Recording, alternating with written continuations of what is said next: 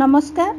आजिर पवित्र महाविश्व संक्रांति पणा संक्रांति ओडिया नववर्ष एवं हनुमान जयंती उपलक्षे आपण को उर्मिलास किचन तरफ हार्दिक शुभेच्छा एवं शुभकामना जनाऊँगी।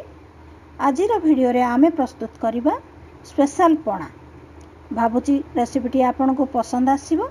जदि पसंद आसीबो ताहले लाइक शेयर करनेबे एवं जेउ माने आम चैनल को प्रथम थर देखुछंती प्लीज सब्सक्राइब करनियंतु। तेबे वीडियोटी आरंभ करिबा पूर्व जानि नबा एहा पई आवश्यक होउथुवा सामग्री गुडिक। 6 ग्लास पणा प्रस्तुत करिया पई चीनी नेछि 300 ग्राम,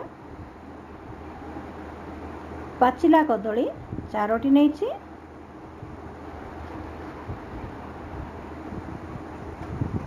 गोटे नड़ियार कोर नेछि, क्षीर 4 ग्लास नेछि, पनीर 250 ग्राम नेछि, 5-6टी अलैचर गुंड नेछि, अल्प गोलमर्च गुंड एवं 5-6टी लवंगर गुंड नेछि। प्रथमे गोटे बाउल रे चीनी 300 ग्राम पकेबा, सेथिरे क्षीर 4 ग्लास पकेबा,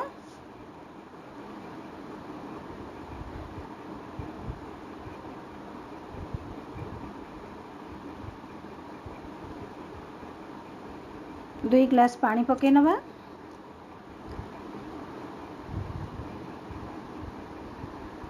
सब गुड़ा को भल रूपे गोले नबा। चीनी जेमिति भल रूपे मिसी जिवो क्षीर पानी रे।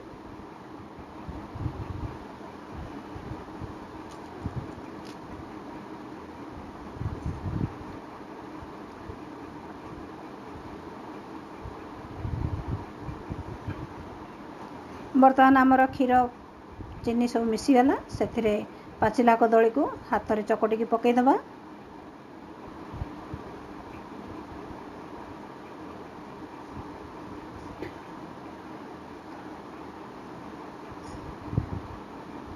नड़िया कोरा को पकेबा।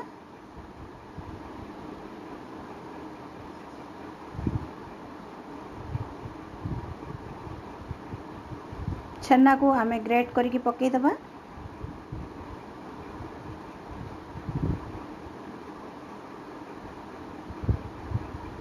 गुंड करी रखिथिबा अलैच को पकेबा। गोलमर्च गुंड पकेबा एवं लवंग गुंड को मध्य सेथिरे पकई भल रूपे गोळई नबा।